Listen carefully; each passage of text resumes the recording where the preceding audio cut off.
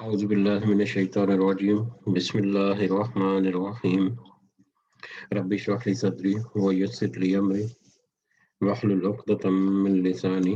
یفقہوا قولی رب یسر ولا تعسر وتمم بالخیر اللهم لا سهل الا ما جعلته سهلا وانت تجعل الحزن اذا شئت سهلا اللهم انفعني بما علمتني وعلمني ما ينفعني وزدني علما آمین یا رب العالمین۔ آج ہم انشاءاللہ سورہ آل عمران کی آیت نمبر 157 آیت نمبر 157 سے آنورڈ دیکھیں گے۔ جیسا کہ ہم دیکھ رہے ہیں پچھلی بہت ساری جو مجلسیں ہیں یا پچھلی بہت ساری کلاسز جو ہوئیں ان میں غزوہ احد کے بارے میں ہی حالات و واقعات اور جتنی تفصیل ہے وہ سب اللہ تعالیٰ بیان کر رہے ہیں۔ اس میں ہمارے لیے جو بہت سارے اسباق ہیں، بہت ساری رہنمائیاں، بہت ساری گائیڈ لائنز، ہماری کمزوریوں کی نشاندہی، خوبیوں کی نشاندہی اور بہت سی اس طرح کی رہنمائیاں اللہ تعالیٰ کی طرف سے ہمیں مل رہی ہیں۔ اور خاص کر ہمیں اس میں کچھ منافقین جو تھے ان کے کردار وہ بھی اجاگر ہو رہا ہے۔ تو اسی بیک گراؤنڈ کے تحت ہم آگے بڑھتے ہیں انشاءاللہ۔ کل جو ہم نے آخری آیت پڑھی تھی، آیت نمبر 157، اسی کا تسلسل ہے اگلی آیات میں بھی۔ تو 156 ہم نے جو کل پڑھی تھی، 156 میں اللہ تعالیٰ نے کیا کہا تھا کہ تم ان کافر لوگوں کی طرح نہ ہو جانا، تم ان لوگوں کی طرح نہ ہو جانا جنہوں نے جو پیچھے رکے رہے، یعنی جو مطلب مدینہ کو چھوڑ کر باہر نہیں نکلے، یا وہ منافق جو عبداللہ ابئی کے ساتھ واپسی کا سفر جنہوں نے کر لیا، وہ اپنے بھائیوں کے بارے میں یا ان لوگوں کے بارے میں جنہوں نے اس مارکے کے لیے سفر کیا، جو اس مارکے میں جو شہید ہو گئے یا جن کو اس مارکے کا تجربہ ہوا، ان کے بارے میں کہتے تھے کہ اگر وہ ہمارے ساتھ ہی رہتے ہیں، اگر وہ ہمارے پاس مدینہ میں ہی رکے رہتے تو نہ ہی وہ مرتے اور نہ ہی ان کو قتل کیا جاتا۔ تو اللہ تعالیٰ جو ہے وہ کہہ رہے کہ یہ باتیں تو ان کی حسرت رہ گئی، ان کے دلوں میں بہت ساری حسرتیں ہیں جو ان کے دلوں میں ہے، اور زندگی اور موت تو اللہ ہی کے ہاتھ میں ہے۔ سب سے اہم پوائنٹ جو اس میں تھا، زندگی اور موت جو ہے وہ تو صرف اللہ ہی دیتا ہے،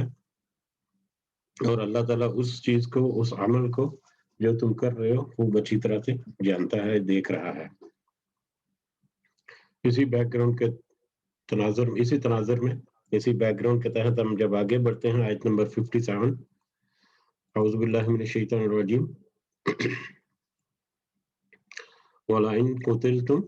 اور البتہ تم مارے جاؤ، اگر تم مارے جاؤ، فی سبیل اللہ، اللہ کی راہ میں، آؤ متم، یا تم ویسے ہی مر جاؤ، تم ویسے ہی، چاہے تم اللہ کے راستے میں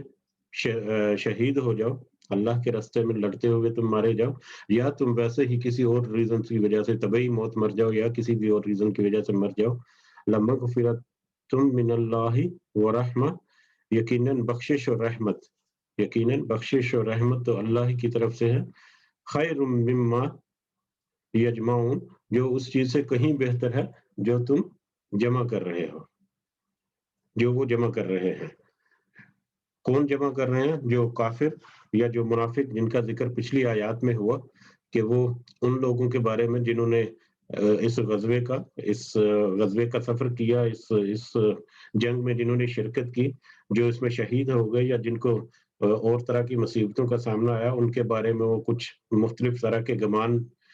کرتے یا مختلف طرح کی باتیں کرتے تھے کہ اگر وہ ہمارے پاس ہی رکے رہتے، ہمارے مشورہ اگر مانا جاتا تو اس طرح کے حالات نہ پیدا ہوتے، اور وہ اس طرح سے ان کو موت نہ آتی، یا اس طرح سے وہ قتل نہ کیے جاتے۔ تو اس طرح کی باتیں کرنے والے جو ہیں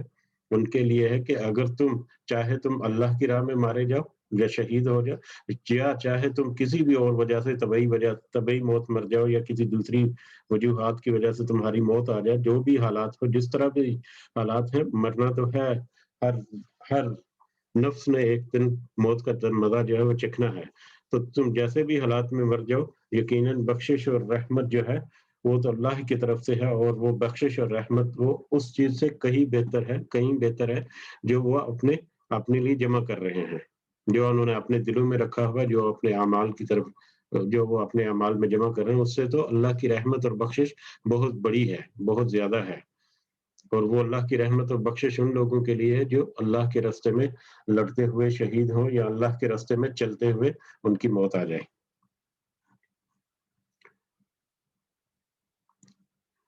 وَلَئِن مُتُّمْ أَوْ قُتِلْتُمْ، اور البتہ اگر تم مر جاؤ یا تم مارے جاؤ، یعنی تمہیں موت آ جائے، نارمل موت کوئی بھی کسی بھی وجہ سے، یا تم اللہ کے راستے میں لڑتے ہوئے شہید ہو جاؤ، مارے جاؤ، لَإِلَى اللَّهِ تُحْشَرُونَ، یقیناً اللہ ہی کی طرف تم سب اکٹھے کیے جاؤ گے۔ جس طرح سے بھی موت ہو جائے، تمہاری موت جس طرح بھی واقع ہو، جو بھی حالات و واقعات ہو، چاہے وہ اللہ کے راستے میں ہو، چاہے وہ تمہاری مطلب طبعی موت ہو یا کسی بھی وجہ سے، اللہ کے راستے، اللہ کے پاس تو یقیناً ایک دن سب کو اکٹھا ہونا ہی ہے۔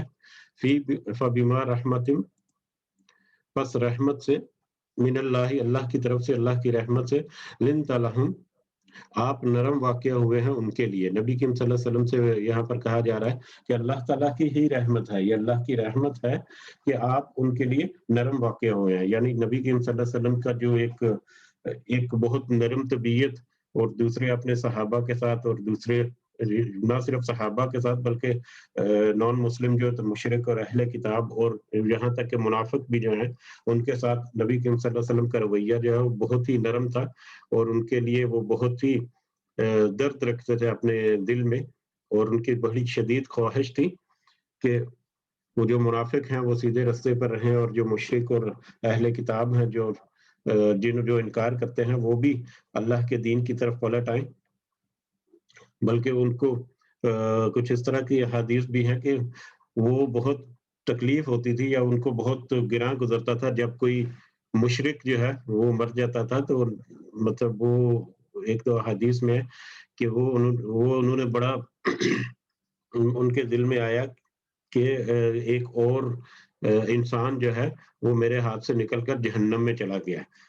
تو وہ نبی کریم صلی اللہ علیہ وسلم طبیعت کے اعتبار سے،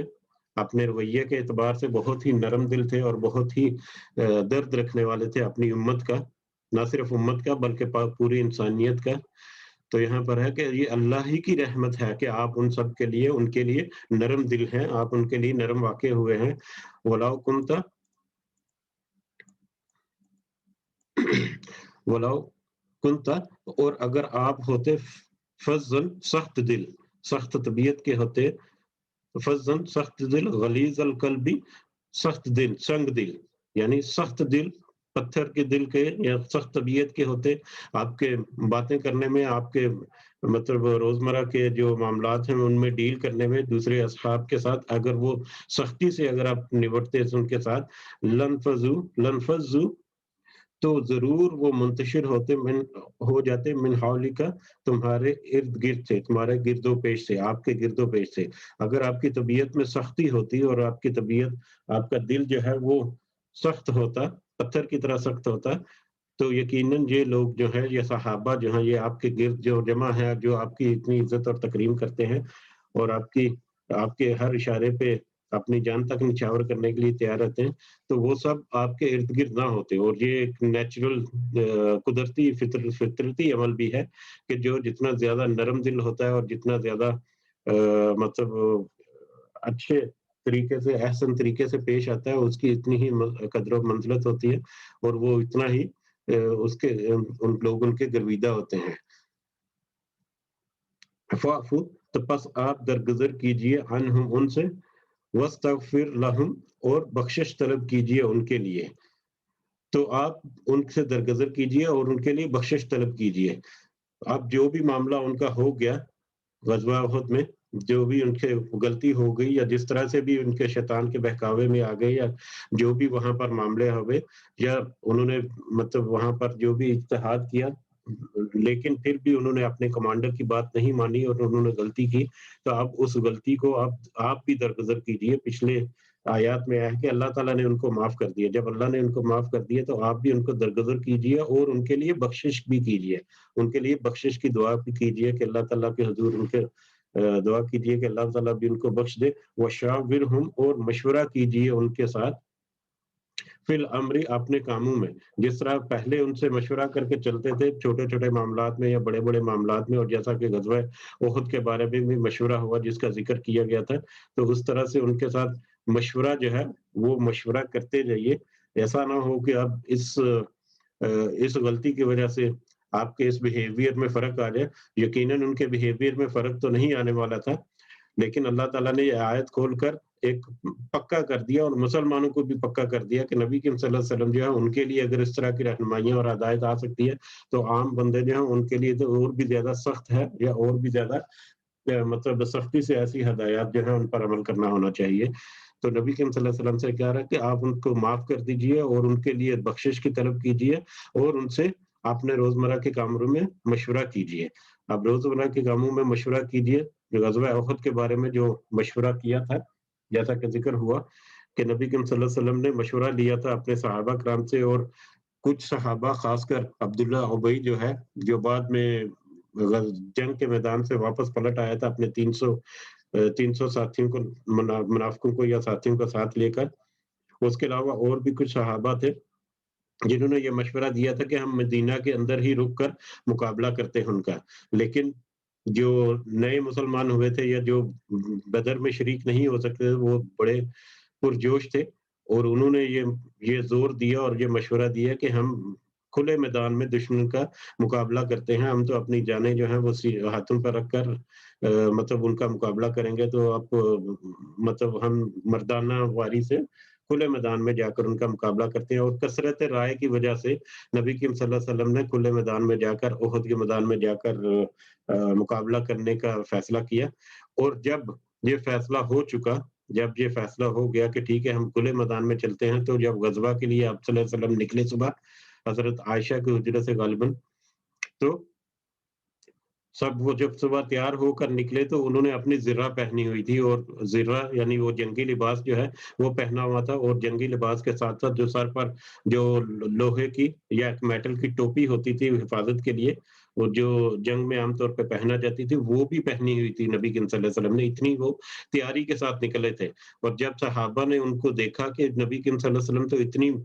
اتنی زیادہ تیاری کے ساتھ نکلے ہیں، تو ان کو یہ ٹھٹک گیا یا ان کے ذہن میں یہ آ گیا یا ان کو یہ اندازہ ہو گیا کہ یہ کوئی عام سا مارکا نہیں ہے، اس میں یقیناً کوئی خاص واقعات جو ہیں وہ ہونے والے ہیں. تو جب انہوں نے نبی کریم صلی اللہ علیہ وسلم کو اس طرح سے تیار ہو کر نکلتے ہوئے دیکھا، تو ان میں سے کچھ صحابہ نے پھر نبی کریم صلی اللہ علیہ وسلم سے عرض کیا بھی کہ یا نبی کریم، یا رسول اللہ، ہم اپنے جو الفاظ ہیں یا اپنا مشورہ ہم واپس لیتے ہیں. آپ کے مشورے کے مطابق ہم مدینہ میں ہی ان کا مقابلہ کرنے کے لیے تیار ہیں. لیکن نبی کریم صلی اللہ علیہ وسلم نے ان سے کہا کہ نہیں، اب تو یہ فیصلہ ہو چکا اور اب تو اللہ پر توکل کر چکے. اور جب اللہ پر توکل کر چکے تو ہم اب اللہ کے توکل کے ساتھ نکلیں گے اور میدان جنگ میں ہی ان کا مقابلہ کریں گے. تو اس طرح سے جو مشورہ، جتنی اہمیت مشورے کو پہلے دی جاتی تھی، وہی اہمیت اب ان سے کہا جاتا ہے کہ وہ اسی طرح سے مشورہ جو ہے وہ جاری رکھیں اپنے اصحاب کے ساتھ. فائزہ اور پھر جب از فائزہ عزم تھا، اور جب آپ پختہ ارادہ کر لیں، فتوکل علی اللہ، تو اللہ پر توکل کیجئے. جب آپ ایک دفعہ کنسنسس کے تھرو یا مشورے کے تھرو جب کسی نتیجے پر پہنچے، جو کسی فیصلہ پر پہنچ جائے، تو اس فیصلے پر پختہ رہیں اور اللہ پر توکل کریں، اللہ پر بھروسہ کریں. جیسا کہ پہلے پیچھے غزوہ احد کے معاملے میں ہوا، ان اللہ یحب المتوکلین، بے شک اللہ پسند کرتا ہے توکل کرنے والوں کو. وہ لوگ جو اللہ پر توکل کرتے ہیں، وہ لوگ جو اللہ پر بھروسہ کرتے ہیں. لیکن اللہ پر بھروسہ صرف نیت اور ارادے سے ہی نہیں، پہلے ٹھوس طریقے سے، اچھی طریقے سے سوچ بچار کر پورا پختہ ارادہ کر لیا، پھر اللہ پر یقین کیا کہ ہم نے جو ارادہ کیا ہے وہ اللہ تعالیٰ اس میں مدد کرے، اور اللہ سے پھر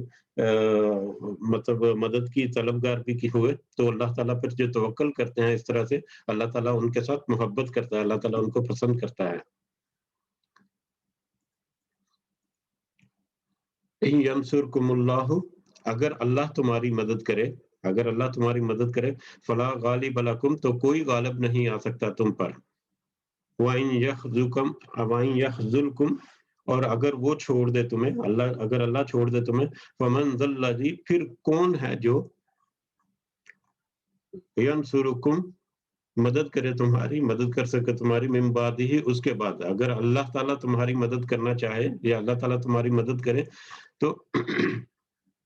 تو یقیناً تم غالب آ جاؤ گے، لیکن اگر اللہ ہی تمہاری مدد نہ کرے، اگر اللہ پیچھے رہے، تو پھر اللہ کے علاوہ کون ہے جو تمہاری مدد کر سکتا ہے؟ یعنی صرف اور صرف اللہ ہی ہے جو مدد کر سکتا ہے، اور وہی ہے جسے مدد طلب کی جا سکتی ہے۔ وَعَلَى اللَّهِ فَلْيَتَوَكَّلِ الْمُؤْمِنُونَ، اور یقیناً اللہ ہی پر بھروسہ کرنا چاہیے مومنوں کو، جو ایمان لاتے ہیں،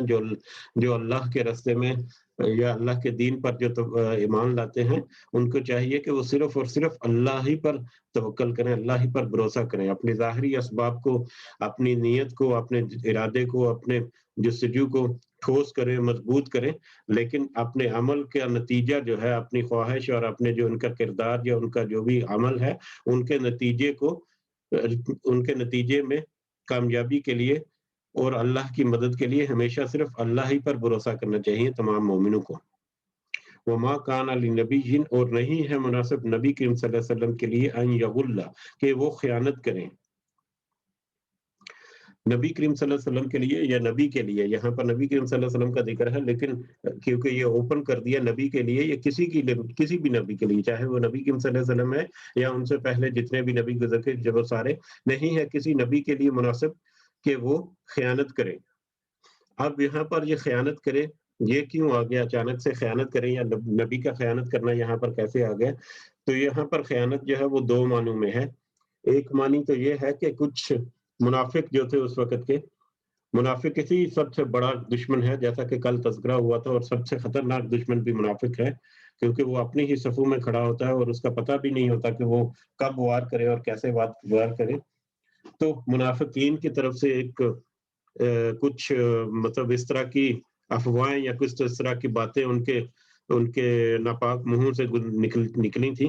کہ نبی کریم صلی اللہ علیہ وسلم خدا نخواستہ نعوذ باللہ وہ جو مال غنیمت ان کے پاس آتا ہے ان میں کسی قسم کی خیانت کرتے ہیں، یا ان میں کہہ لیں کہ کسی کو زیادہ بانٹ دیا، کسی کو کم بانٹ دیا، یا کسی یا اپنے پاس رکھ دیا، اس طرح سے کیا، کسی بھی طرح سے وہ مال غنیمت میں خیانت کرتے تھے، یا انہوں نے مال غنیمت خیانت کی۔ یا اس کا دوسرا ہے کہ مشورہ میں یا نیت میں یا ارادہ کرنے میں یا اپنے عمل کرنے میں خیانت کرنا۔ عمل کرنے میں خیانت کرنا یعنی وہ ان کا ایک یہ بھی قول تھا، ڈائریکٹلی یا انڈائریکٹلی ان کے الفاظ سے جو ظاہر ہوتا تھا کہ نبی کریم صلی اللہ علیہ وسلم معاذ اللہ جو ہے وہ تو کیونکہ حکومت کرنا چاہتے ہیں اور اپنا رعب اور دبدبہ جو ہے وہ قائم رکھنا چاہتے ہیں پورے مدینہ والوں پر، تو اسی وجہ سے وہ اپنے فیصلوں کو ہمارے اوپر ٹھونستے ہیں، چاہے اس میں نقصان ہو یا فائدہ ہو، اور جب نقصان ہوتا ہے تو جو غریب لوگ ہیں یا جو پیادے لوگ ہیں ان کے ساتھ وہ مارے جاتے ہیں۔ اس طرح کی وہ افواہیں یا اس طرح کی وہ باتیں کرتے تھے، تو اللہ تعالیٰ نے یہاں پر کہہ لے کہ ان منافقین کی ایک اور جو بات ہے اس کی بھی تردید کر دی اللہ تعالیٰ نے کہ وما کان لنبی ان یغل، کہ نہیں ہے مناسب نبی کے لیے کہ وہ خیانت کرے، یہ ممکن ہی نہیں نبی کے لیے کہ وہ خیانت کرے۔ ومن، اور جو کوئی، ومن یغلل، اور جو کوئی خیانت کرے گا، یاتی، وہ لائے گا، بما غل، اس کو جو اس نے خیانت کی ہوگی، اس نے اپنا خیانت کا عمل جو ہے اس کو وہ لے کر آئے گا یوم القیامت، قیامت کے دن۔ اگر وہ کوئی خیانت کرے گا، اگر کوئی نبی یا کوئی بھی شخص، جو بھی کوئی اگر کوئی خیانت کرے گا تو وہ اپنی خیانت کو اپنے نامہ اعمال میں جمع کر رہا ہے، کوئی بھی عمل جو ہے چاہے وہ اچھا ہے یا برا ہے وہ اس کے نامہ اعمال میں جمع ہوتا رہتا ہے، تو وہ خیانت کو اپنے نامہ اعمال میں جمع کر کے قیامت کے دن وہ لے کر آئے گا، قیامت کے دن اس کو کھول کر رکھ دیا جائے گا، ثم توفا، پھر پورا بدلہ دیا جائے گا، پھر پورا لٹایا جائے گا، توفا پورا لٹایا جائے گا یا بدلہ دیا جائے گا، کل نفس، ہر نفس کو، ما کسبت، جو اس نے کمایا ہوگا، وہم لا یظلمون، اور حالانکہ ان کے ساتھ ظلم نہیں کیے جائیں گے، وہ ظلم نہیں کیے جائیں گے، قیامت کے دن ان کے ساتھ ظلم نہیں کیا جائے گا، پورا ان کو بدلہ دیا جائے گا، اور جب پورا بدلہ دیا جائے گا ظلم نہیں کیا جائے گا اور انصاف کیا جائے گا. تو انصاف کا تقاضا یہ ہے، جیسا کہ پہلے بہت دفعہ ذکر ہوا، انصاف کا تقاضا یہ ہے کہ جس کا جو حق ہے اس کو پورا حق جو ہے اس کا حق دے دیا جائے. اور حق دے دیا جائے کا مطلب جس نے اچھے عمل کیے ہیں اس کا اچھا اجر جو ہے وہ اس کا حق ہے جو اس کو ملے گا. اور جس نے برے اعمال کیے، جس نے گناہ کمائے، وہ اس کے لیے سزا کے مستحق ہیں، اس کا حق جو ہے اس کی وہ سزا ہے. تو پھر ان کا حق یعنی ان کو سزا بھی دی جائے گی. تو وہاں پر کسی کو کوئی ظلم نہیں کیا جائے گا، ان کے اعمال کے بدلے میں، ان کے اعمال کے مطابق ان کو پورا بدلہ جو ہے وہ ملے گا. افمن اتبع، کیا پس جو تابع ہوا رضوان اللہ کی خوشنودی کا، جنہوں نے اللہ کو خوشنودی حاصل کرنے کے لیے جدوجہد کی، یا اللہ کی خوشنودی کا جو تابع ہوگا، کمم باء بسخط من اللہ، کس طرح سے ہو سکتا ہے کہ وہ گرفتار ہو اللہ کی ناراضگی میں. جس نے اللہ کی خوشنودی کے لیے کام کیا، جو اللہ کی خوشنودی کے تابع ہو گیا، وہ کیسے ممکن ہے، یا کیسے ہو سکتا ہے کہ وہ اللہ کی ناراضگی میں گرفتار ہو. وما اباہ جہنم، اور اس کا ٹھکانہ تو جہنم ہو، اس کا ٹھکانہ جہنم ہو. یعنی جو اللہ کی خوشنودی کے لیے کام کرتا ہے وہ کیسے ہو سکتا ہے کہ وہ اللہ کی ناراضگی میں کوئی گرفتار ہو کر جہنم کا ٹھکانہ جو ہے وہ پا لے اپنے لیے. وبئس المصیر، اور یہ جہنم جو ٹھکانہ ہے یہ بہت ہی برا ٹھکانہ ہے. ہم ان کے لیے درجات ہیں عند اللہ کے ہاں، جس طرح سے اچھے اعمال کرنے والوں کے لیے درجے ہیں. جس نے جتنا اچھا عمل کیا، جتنی ٹھوس نیت تھی، جتنی اچھی نیت کی، جتنا بڑا اس نے کام کیا، جتنا بڑا اس اجر کا وہ مستحق ہے، اتنا ہی اس کو درجے جنت میں بھی ملیں گے. یا اچھے اعمال کرنے والوں کو بھی درجہ بدرجہ ان کا بدلہ دیا جائے گا. اسی طرح دوزخ میں جانے والے یا بدی کرنے والے، برے اعمال کرنے والے جو ہیں، ان کے بھی درجے ہیں. مختلف طرح کے گناہ جو ہیں ان کے مختلف درجے ہیں، اور ان کو مختلف درجوں کے تحت سزا دی جائے گی. تو ان کے لیے بھی درجات ہیں اللہ کے ہاں. واللہ بصیر بما یعملون، اور اللہ خوب اچھی طرح جاننے والا ہے، خوب دیکھنے والا ہے وہ جو عمل کر رہے ہیں. وہ جو ان کا عمل، چاہے وہ ظاہری طور پر ہے، چاہے وہ چھپا ہوا ہے، چاہے ان کی نیت جیسی بھی ہے، اللہ تعالیٰ جو ہے وہ ہر ظاہر اور چھپا ہوا عمل. ظاہر عمل سے مراد پریکٹیکلی جس نے کوئی عمل کر لیا، اور چھپے ہوئے عمل سے مراد اس کی نیت، اس کا ارادہ جو ہے وہ سب اس میں آ جاتے ہیں. نیت کرنا بھی ایک عمل ہے انسان کا. تو جس طرح کے بھی اس کے اعمال ہیں، اللہ تعالیٰ ان کو خوب اچھی طرح سے دیکھ رہا ہے، خوب اچھی طرح سے جانتا ہے. لقد من اللہ، البتہ تحقیق احسان کیا اللہ نے، یہ اللہ ہی کی طرف سے ہے، علی المؤمنین، مومنوں پر. یہ اللہ کی طرف سے ہے مومنوں پر، یہ اللہ کی طرف سے احسان ہوا مومنوں پر. اللہ نے یہ احسان کیا ہے مومنوں پر. اذ، جب بعث فیکم، بھیجا ان میں ہے، رسولاً، ایک رسول، من انفسہم، ان کے ہی نفسوں میں سے، انہی کے نفسوں میں سے ایک رسول بھیجا ان میں، یتلو علیہم آیاتہ، وہ ان پر اللہ کی آیات، وہ ان پر اس کی آیات یعنی اللہ کی آیات پڑھ کر سناتا ہے، پڑھتا ہے. وہ یزکیہم، اور پاک کرتا ہے انہیں. وہ یعلمہم الکتاب والحکمت، اور ان کو کتاب اور حکمت کی تعلیم دیتا ہے. وَإِن كَانُوا، اور اگرچہ وہ سب تھے، من قبل، اس سے پہلے، لفی ضلال مبین، یقیناً وہ گمراہی میں، واضح گمراہی میں. اب یہاں پر یہ سورہ بقرہ میں بھی اس سے ملتا جلتا مضمون پہلے آ چکا ہے. یہ وہی مضمون تقریباً وہی مضمون تھوڑے سے مختلف الفاظ کے ساتھ جہاں پر دہرایا جا رہا ہے کہ یہ مومنوں پر خاص رحم ہے، اللہ تعالیٰ کا ایک خاص احسان ہے کہ اس نے انہی میں سے ایک رسول بھیجا جو انہی کی نسل سے آیا، انہی کے اندر رہنے والا ہے، انہیں کے قبیلوں میں سے ایک انسان ہے. ٹھیک ہے، وہ نبی جس نے شروع میں پہلے 40 سال جو ہے اس پوری جو بستی تھی یا پورا جو قبیلے تھے، پورا جو معاشرہ تھا، اس میں اس نے کس طرح سے زندگی گزاری، کس طرح سے اس نے اپنی ایمانداری کے ساتھ صادق اور امین کا ٹائٹل جو ہے وہ تم سے لیا. اپنے کردار کے ذریعے اس نے ساری بستی یا سارے مکہ کے دلوں میں گھر کر لیا. اس نے وہاں پر ایک بہت ہی باعزت خاتون سے شادی کی اور اپنی تجارت میں کامیابی کے ساتھ اور ایمانداری کے ساتھ اپنا لوہا منوایا، تو یہ سارا یہ اللہ کا ہی احسان ہے کہ تم میں سے ہی رسول ایک بھیجا، تم میں سے ہی، جو تم پر جب اس کے اوپر آیات نازل ہوئی، پہلے 40 سال کی عمر میں سارے سرٹیفکیٹ، سارے کردار کے اچھے گڈ کریکٹر سرٹیفکیٹ لینے کے بعد جب اس کو اللہ تعالیٰ نے آیات نازل کی، اللہ تعالیٰ نے اس کے اوپر وحی نازل کی، تو وہ کیا کرتا تھا، یتلو علیہم آیاتی، تو ان پر وہ اللہ کی آیات جو ہے پڑھ کر سناتا تھا، ان کو اللہ کی آیات کے بارے میں، اللہ کے احکامات کے بارے میں، شریعت کے بارے میں بتاتا تھا، وہ یزکیہم،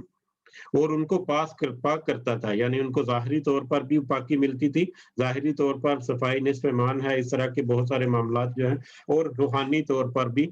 جیسے شرک سے بچنا اور دوسرے وسوسے جو ہے ان کو بچنا، اور اللہ تعالیٰ سے صرف مدد طلب کرنا اور صرف اللہ ہی کی عبادت کرنا،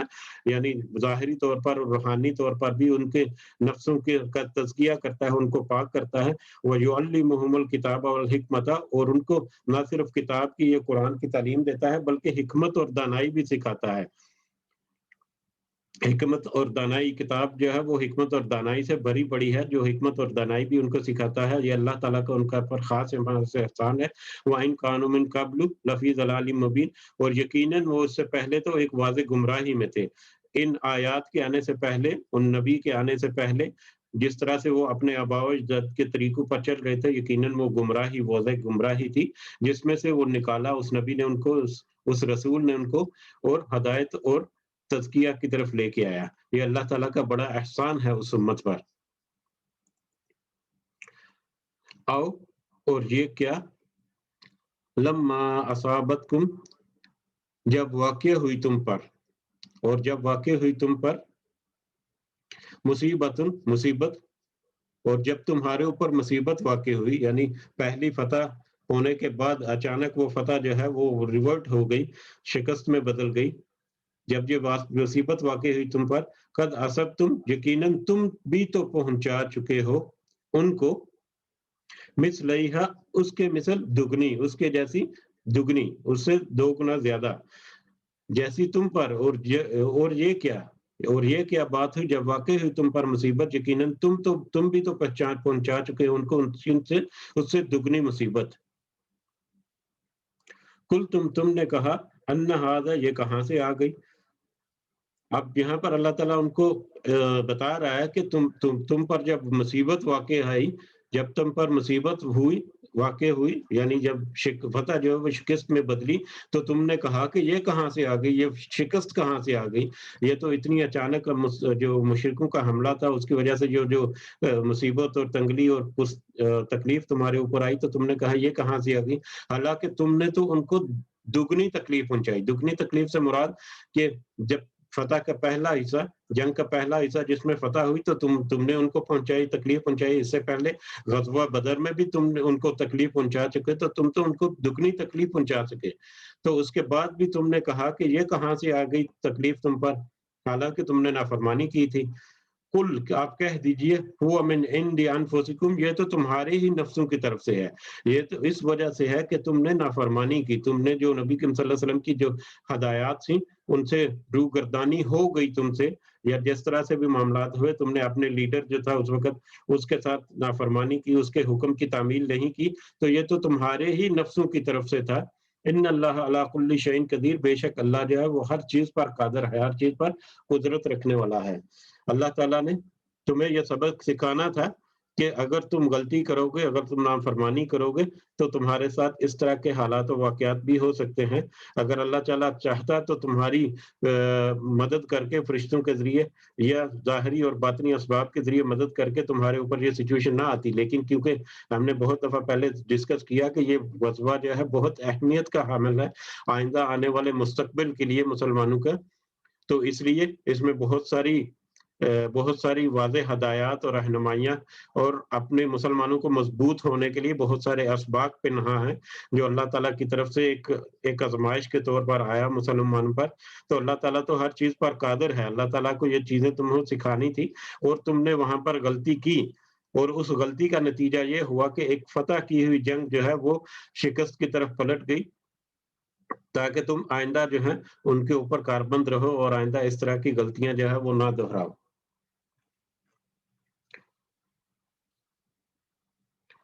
وما اصابکم، اور جو تکلیف پہنچی ہے تمہیں، جو تکلیف پہنچی تمہیں یوم التقل جمعان، جس دن مڈبھیڑ ہوئی دو جماعتوں کے درمیان، جو جماعتوں کی یعنی جس دن دو جماعتیں آپس میں دو لشکر سامنے آ کر ایک دوسرے کے ساتھ ان کی جنگ ہوئی، یعنی یہ غزوہ احد کا دن ہے جس دن جنگ ہوئی، اس دن جو تمہیں تکلیف پہنچی ہے فَبِإِذْنِ اللَّهِ، وہ اللہ ہی کے حکم سے تھی، وہ اللہ کے حکم سے تھی، وَلِيَعْلَمَ الْمُؤْمِنِينَ، تاکہ وہ معلوم کر لے مومنوں کو، معلوم کر لے مومنوں کو۔ اس کا بھی تذکرہ پہلے ہوا کہ اللہ کے علم میں تو ہر چیز ہے، تاکہ وہ اپنے علم کو ظاہر کر دے، تاکہ وہ ظاہر کر دے کہ تم میں سے مومن کون ہے، وہ کون ہے جو پکا اور سچا ایمان لے کر آئے ہیں اور جو اپنے ایمان پر ہی قائم رہتے ہیں، جس طرح کے بھی حالات و واقعات ہو جائیں وہ صرف اللہ ہی کی طرف رجوع کرتے ہیں، وہ اپنے ایمان میں پکے ہیں، تاکہ اللہ تعالیٰ اپنے علم کا اظہار کر دے اور دوسروں پر بھی، لوگوں پر بھی ظاہر کر دے کہ ان میں سے مومن، سچے پکے مومن جو ہیں وہ کون ہیں۔ وَلِيَعْلَمَ اللَّهُ وَلِيَعْلَمَ الَّذِينَ، اور تاکہ وہ معلوم کر لے نافقو، جو سب نے منافقت کی، جن سب نے منافقت کی، تاکہ وہ یہ بھی ظاہر کر دے کہ تم میں سے منافقت کون ہے، منافقت کرنے والے کون ہے۔ وکیل الحم، اب یہ منافقت کرنے والے بھی بہت سارے وہاں پر ظاہر ہوئے، جیسا کہ اس کا بھی تذکرہ ہوا کہ عبداللہ ابی جو ہے وہ اپنی جماعت کو واپس لے کر چلا گیا، اس سے پہلے تک تو بہت سارے صحابہ یقین ہی نہیں کر سکتے تھے کہ وہ بھی منافق ہو سکتا ہے۔ اس کے علاوہ بعد میں اور بھی بہت سارے لوگ جنہوں نے باتیں کی، جیسا کہ اوپر تذکرہ ہوا کہ اگر وہ مدینے میں رکے رہتے تو ان کے اوپر یہ موت نہ آتی یا وہ مارے نہ جاتے، یا اس طرح کی باتیں کرنے والے یا نبی کریم صلی اللہ علیہ وسلم کے اوپر الزام لگانے والے جو ہیں کہ وہ خیانت کرتے ہیں معاذ اللہ۔ تو اس طرح سے بہت سارے منافقین جو ہیں ان کی بھی نشاندہی، تاکہ اللہ تعالیٰ ان کو بھی معلوم کر لے، ان کو بھی ظاہر کر دے، ان منافقوں کو بھی۔ وکیل الحم، اور کہا گیا ان سے تعالو، تم سب آؤ، اور جب ان منافقوں سے کہا گیا کہ تم سب آؤ، قاتلوا فی سبیل اللہ، اللہ کے راستے میں جہاد کرو یا اللہ کے راستے میں جنگ کرو، عابد فاؤ، اور یا کم از کم اپنے شہر کا دفاع کرو، اللہ کے راستے میں آ کر جنگ کرو، یا کم از کم اپنا دفاع کرو، اپنے شہر کا، اپنے مال، اپنے اہل و عیال کا، اپنی بستی کا کم از کم دفاع کرو۔ قالوا، تو انہوں نے کہا، منافقوں نے کہا، لو نعلم قتالا، اگر ہم جانتے کہ لڑائی، لاتبعناکم، تو ہم ضرور اتباع کرتے تمہاری، ہم ضرور پیروی کرتے تمہاری۔ اب قالوا لو نعلم قتالا لاتبعناکم، تو ان سب نے کہا، ان منافقوں نے کہا، جب ان منافقوں سے کہا گیا کہ تم نکلو، یہاں سے نکلو اور اللہ کے راستے میں جنگ کرو، یا کم از کم اپنا دفاع کرو، اپنی بستی کا، اپنے اہل و عیال کا، یا اپنے مال اسباب کا، تو انہوں نے کہا، انہوں نے کیا کہا، لو نعلم قتالا لاتبعناکم، اگر ہم جانتے لڑائی تو ضرور ہم اتباع کرتے تمہاری۔ اب اس میں کیا، اب ان منافقوں کا ایک یہ بھی قول تھا، یا ان منافقوں کا ایک یہ بھی کہنا تھا کہ نبی کریم صلی اللہ علیہ وسلم مکہ سے ہجرت کر کے آئے، ان کے بہت سارے ساتھی جو جہاد میں شریک ہو رہے ہیں اس کے ساتھ، وہ بھی مکہ سے ہی ہجرت کر کے آئے ہوئے ہیں یہاں پر، اور جو لشکر جو جس کے اگینسٹ وہ مقابلہ کرنے جا رہے ہیں وہ بھی مکہ سے ہی آ رہا ہے، تو مکہ سے ہی آئے ہوئے لوگ یہاں پر ایک جنگ کی تیاری کر رہے ہیں، اور مکہ سے آنے والے لشکر کے خلاف وہ اعلان جنگ کر رہے ہیں، تو وہ جب وہ مکہ کے لوگ آپس میں ایک دوسرے کے سامنے ہوں گے تو وہ کیا جنگ کریں گے؟ وہ تو ہو سکتا ہے اپنا ایک دوسرے کا دکھ درد رکھیں، ایک دوسرے کے بارے میں ان کے نرم گوشے ہوں، جو جب جنگ کے لیے وہ سامنے آئیں تو اس طرح سے حالات ہی جنگ کے نہ ہو جائیں۔ تو ہمیں نہیں لگتا کہ یہ جنگ اس طرح سے جو جنگ ہوتی ہے اس طرح کی کوئی جنگ ہوگی، یہ تو بس ایسے ہی دکھاوے کے طور پر ایک دوسرے کے آمنے سامنے آ جائیں گے، اور ہو سکتا ہے یہ ایک دوسرے کو قتل و غارت نہ کرے، یا اس طرح کے معاملات ہو سکتے ہیں۔ تو اس پس منظر میں ان منافقوں نے یہ بھی کہا کہ اگر ہمیں یہ پتا ہوتا کہ یہ واقعی کوئی بڑی جنگ ہونی ہے، یا واقعی کوئی اس طرح کا مارکا ہوگا جس میں اتنی عظیم جنگ ہوگی، تو یقیناً ہم بھی تمہاری اتباع کرتے، تو ہم بھی تمہاری پیروی کرتے۔ اب جب انہوں نے اس طرح سے کہا تو کیا ہوا، ہم للکفر یومئذ، اس دن وہ کفر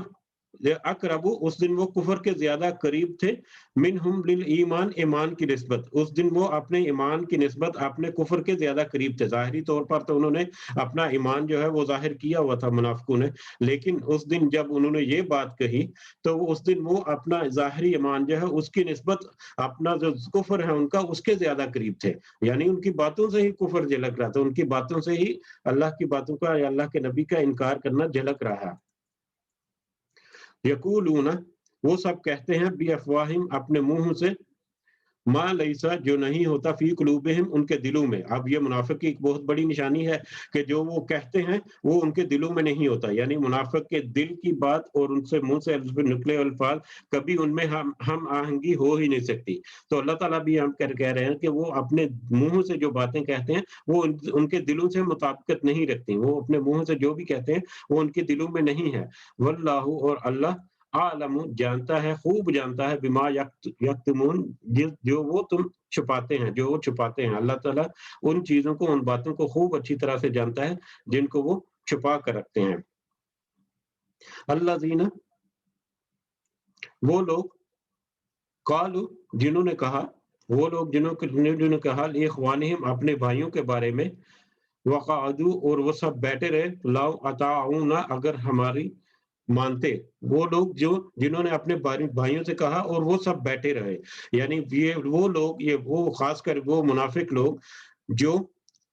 अब जिन्होंने अपने भाइयों के बारे में कहा, ये जो ऊपर गुजर चुका, कि अगर वो जंग के लिए ना जाते और बस्ती में ही रहकर मुकाबला करते तो उनके ऊपर ये हालात ना आते, तो वो खुद तो बैठे रहे बस्ती में, और दूसरे जो भाई हैं, दूसरे जो उनके अहले बस्ती हैं, उनके बारे में उन्होंने जो कुछ भी कहा, उन्होंने कहा लौ अताऊना, अगर वो हमारी मानते, मा कुतिलू, तो कत्ल ना किए जाते। ये वही बात दोबारा दोहराई जा रही है कि अगर अगर वो मतलब हमारी बात मानते और बस्ती में ही रहते, मदीना में ही रहकर मुकाबला करते, तो वो कत्ल ना किए जाते। कुल, कह दीजिए, आप उनसे कह दीजिए, नबी करीम सल्लल्लाहु अलैहि वसल्लम से कहा जा रहा है कि आप उनसे कह दीजिए, फदराऊ, बस तुम टाल कर दिखाओ, अन अनफुसिकुम, अपनी जानों से, अलमौत, मौत को। अगर तुम इस बात की पे इतने ही अड़े हुए हो कि अगर तुम यहाँ से ना निकलते हो, या जो दूसरे लोग जो यहाँ से निकले और जो शहीद हो गए या मारे गए, अगर वो बस्ती से ना निकलते तो वो कत्ल ना होते या उनको मौत ना आती, तो अल्लाह ताला कह रहे हैं उनसे कहिए कि अगर तुम अपनी इस बात में इतना ही पक्का ईमान रखते हो या इतना ही पक्का कसद रखते हो, तो तुम अपनी जानों पर से मौत का जो साया है उसको टाल कर दिखाओ। यानी हर एक शख्स को मौत तो आनी है, तो अगर तुम्हें बस्ती में नहीं, अगर तुम्हें वहां पर मौत नहीं आई तो यहाँ पर भी मौत आ जाएगी, मौत तो आनी आनी है, जैसा कि पिछली आयत में 2-3 दफा तस्करा भी हुआ। तो अल्लाह ताला कह रहे हैं कि अगर उनसे कहिए कि अगर वो अपनी बात में इतने ही पक्के हैं या इतना ही उनको यकीन है उनकी बात का कि अगर वो यहाँ से ना निकलते तो उनके ऊपर मौत ना आती या वो कत्ल ना किए जाते, तो फिर तुम अपने ऊपर से जानों का जो मौत का खतरा है उसको टाल कर दिखाओ। इन कुन तुम सादिकीन, अगर तुम सच्चे हो। यकीनन वो ऐसा नहीं कर सकते, क्योंकि वो ये कैसे कह सकते हैं कि हमें मौत नहीं आएगी। वो ये तो कहते हैं कि अगर वो बस्ती से ना निकलते तो उनके ऊपर मौत ना आती या उनको कत्ल ना किया जाता या उनके ऊपर इस तरह से मामले ना होते, लेकिन वो अपने ऊपर से तो मौत को नहीं टाल सकते। वो ये तो नहीं कह सकते हैं कि हाँ, मौत आएगी ही नहीं। तो जबकि अल्लाह ने बहुत वाज़ेह तौर पर कह दिया कि मौत, ज़िंदगी और मौत सिर्फ़ अल्लाह ही के हाथ में है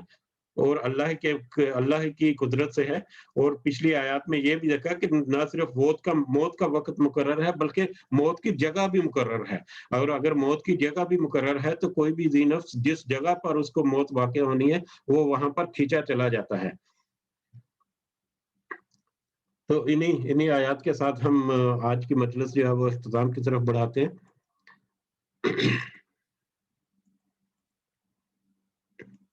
रब्बना तकब्बल मिन्ना इन्नका अंतस समीउल अलीम व तुब अलैना इन्नका अंतत तव्वाबुर रहीम। सुब्हान रब्बिका रब्बिल इज्जति अम्मा यसिफून व सलामुन अलल मुरसलीन वल्हम्दुलिल्लाहि रब्बिल आलमीन। सुब्हानक अल्लाहुम्मा व बिहम्दिका अशहदु अन ला इलाहा इल्ला अंता अस्तगफिरुका व अतूबु इलैक। जी, आज जो आयत पढ़ी या उसके अलावा अगर किसी किस्म का कोई फीडबैक है तो आप ज़रूर ऐड करना है इसमें। वालेकुम अस्सलाम रहमतुल्लाह। जी, एक मिनट। इसमें थोड़ा-सा बहुत अच्छा आपने एक्सप्लेन कर दिया। ये थोड़ा-सा जो 159 आयत थे ना, جی جی اس میں مشورہ جس میں کہا گیا ہے، تو ادھر اس کے متعلق میرے پاس یہ جو میں تفسیر دیکھ رہی ہوں اس میں کچھ پوائنٹس لکھے تھے، جی اگر جی ٹائم ہے تو میں جی بولوں؟ جی، نو پرابلم. جی، اس میں مشورے کی اہمیت کا بتایا گیا نا یہاں پہ جی کہ جی مطلب ان سے بھی کہا گیا ہے جو منافق تھے، ان سے بھی ہوں، مشورہ کرنا ہے. صحیح ہے. تو اس میں حضور صلی اللہ علیہ وسلم نے جو تھا نا ان کا معمول تھا کہ وہ مطلب اہم معاملات میں آپ صحابہ کرام سے جو رائے لیا کرتے تھے. جی اسی طرح سورۃ شورا کی آیت میں بھی ہے کہ اہل ایمان کی یہ ایک صفت ہے کہ وہ ان کے فیصلے جو ہے باہمی مشورے سے ہوتے ہیں. تو جی اس کے متعلق مشورے کے متعلق یہ کہ کچھ پوائنٹس یہاں لکھے ہیں کہ قرآن اور حدیث کے واضح احکام میں مشورہ کرنا جائز نہیں ہے. مطلب زکوٰۃ دے یا نہ دے، مطلب یہ تو مطلب انڈرسٹوڈ ہے کہ یہ کرنا ہی ہے. تو بالکل. اس میں مطلب اختیار نہیں ہے، لیکن اختیاری امور میں جو ہے مشورہ کرنا سنت ہے. تو حضور صلی اللہ علیہ وسلم کا ارشاد ہے کہ جو شخص کسی کام کا ارادہ کرے اور باہم مشورہ کرے تو اللہ تعالیٰ کی طرف سے بھی جو ہے اس کو ہدایت مل جاتی ہے، مطلب اس میں رہنمائی بھی مل جاتی ہے. یقیناً یقیناً. جی جی. اور ایک یہ ہے، ایک حدیث میں ہے کہ کوئی جو جس سے مشورہ طلب کیا جائے وہ امین ہے، مطلب اسے وہی رائے دینی چاہیے جو اپنے لیے تجویز کرتا ہے. مطلب اگر اس کے لیے کوئی خلاف کرے گا تو وہ ایک بہت بڑی خیانت ہوگی اس کے لیے. جی جی. اس کے علاوہ کہ اور جو کوئی مطلب منتخب امیر ہے یا مطلب جو بھی اس پہ جس کو دی گئی ہے حکومت، وہ مشورہ لینے کا پابند ہے، تو اس کے بغیر جو ہے خلافت نہیں ہے. تو اس میں جو 159 میں انہوں نے لکھا ہوا ہے کہ اگر قرآن مجید کے جو مطلب حدیث سے ثابت ہے کہ اگر کسی اختلاف کی صورت میں جو ہے تو امیر کو یہ اختیار حاصل ہے کہ وہ کوئی ایک رائے پہ چل سکتا ہے، خواہ وہ اکثریت کے مطابق ہو یا اقلیت. تو ہوں یہ آپ دیکھیں نا اس میں لکھا ہوا ہے نا فائزہ عزمتا میں واحد کا سیگا ہے، مطلب ہوں عزم تم کا نہیں آیا، مطلب کہ جمع کا نہیں آیا. ہوں. مطلب اس سے یہ ثابت ہوتا ہے کہ مشورہ جو لینے کے بعد صرف یہ ایک امیر کے ہاتھ میں ہے کہ وہ اس کو مانے یا ریجیکٹ کر دے. تو جی مطلب اس بالکل، میں یہاں یہ پر ہے آپ جب پختہ ارادہ کر لیں تو آپ سے جی مراد آپ یہاں کریں صرف مطلب پر واحد اسلم کا ہے. سیکھا ہے، مطلب جی ایک جو مطلب جو ایک امیر ہے یا مطلب اس کے ہاتھ میں ہے کہ وہ کوئی بھی بے شک اکثریت کوئی فیصلہ کرے یا اقلیت کرے، تو امیر کے بالکل، ہاتھ جیسا میں کہ ہے اس کہ کا وہ کر سکتے. معذرت، جیسا کہ یہاں پر ذکر ہوا تھا آج بھی کہ جب نبی کریم صلی اللہ علیہ وسلم تیاری کر کے نکلے اپنے حجرے سے تو انہوں نے زرہ جی پہنی جی ہوئی تھی اور پورا جنگی لباس جو پہنا ہوا تھا، تو صحابہ دیکھ کر ان کو ٹھٹک گیا کہ یہ کوئی بہت بڑا مارکا ہونے والا ہے، اور ان کے دل میں آ گیا کہ ہم نے تو مشورہ دیا تھا کہ یہاں پر باہر نکل کر کریں. تو پھر کچھ صحابہ نے ان سے کہا بھی تھا کہ ہم اپنا مشورہ واپس جی لیتے ہیں. تو لیکن پھر نبی کریم صلی اللہ علیہ وسلم نے کہا کہ نہیں، اب تو اللہ پر توکل کر کے ہم مطلب فیصلہ جی کر چکے ہیں. اور یہ پھر نبی کریم صلی اللہ علیہ وسلم کا توکل نہیں تھا اللہ تعالیٰ کا، جس پر انہوں نے پختہ ارادہ کیا ہوا تھا. تو پھر انہوں نے جی اس بالکل ارادے کی صاف. طرف بڑھے لیے. جی جی بالکل، مطلب سب فیصلہ کرنے کے بعد اللہ تعالیٰ ہوں، پہ مطلب اللہ جی تعالیٰ جی کے اس پہ بھروسہ اور تکیہ کرنا چاہیے. مطلب یہ مشورہ کرنے کی اہمیت مطلب اس میں بتائی جی گئی ہے اتنا. بالکل. ہماری روزمرہ زندگی میں مشورے کی بہت اہمیت ہے، اور مشورے میں آپ نے جو باتیں کی اگر ہم ڈسکس کریں تو یقیناً ایک بہت ہی وسیع اور بہت ہی اہم ٹاپک ہے. جی اور اس مشورے میں جو علم ہے یا مشورے کے جن کے پاس زیادہ نالج یا زیادہ تجربہ ہے ان کو اہمیت دینی چاہیے. اس میں عمر کا بھی جی کوئی لحاظ نہیں، اس میں رتبے کا بھی کوئی لحاظ نہیں. جی بلکہ بچے وہ چھوٹے جو ہیں ان سے بھی مشورہ آج کل کے ہم اگر اپنے حالات میں دیکھیں تو چھوٹے جو ہیں بچے جو ہیں وہ بھی بہت سارے معاملات میں ایسی ایسی باتیں کہہ جاتے ہیں جو بڑوں کے ذہن میں بھی کبھی نہیں آتی.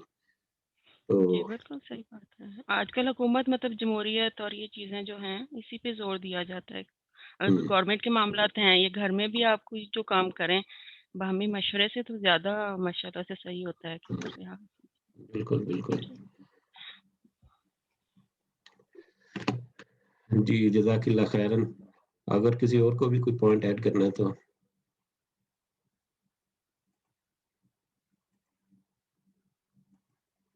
جی اجازت چاہتے ہیں. اسی کے ساتھ